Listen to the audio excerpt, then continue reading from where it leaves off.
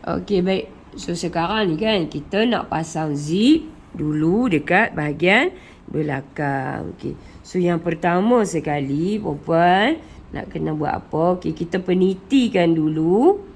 Kita penitikan dulu atas dan bawah ni.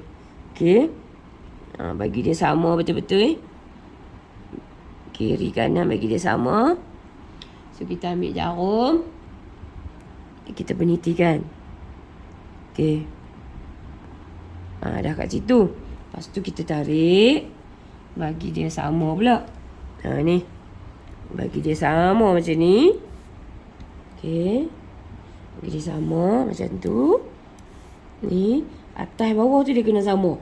Nampak tak tangan Nabi masuk tu? Bagi dia sama. So, lepas ni buat lagu tu. Okay, sama. Masuk lagi.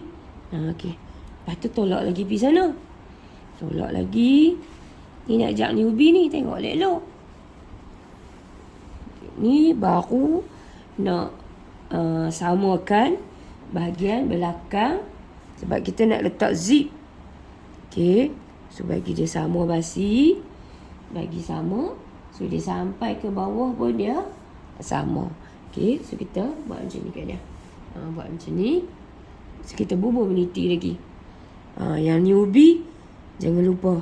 Pergi beli jarum ni. Jarum ni seronok. Dia ada dua jenis. Tebal dengan ipis. Okey, lepas tu kat hujung ni pun kena bubuh. Okey. Sudah bubuh dah ni. Okey.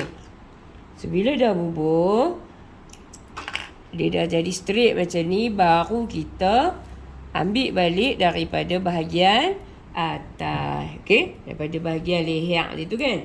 Okey, so ni ambil zip kita tu. Ambil zip.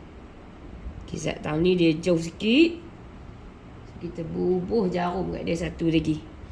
Dia kena rajin lah sikit. Macam tu. Okey. Okey. Baik. So ni kita nak tanda. Mana dia zip?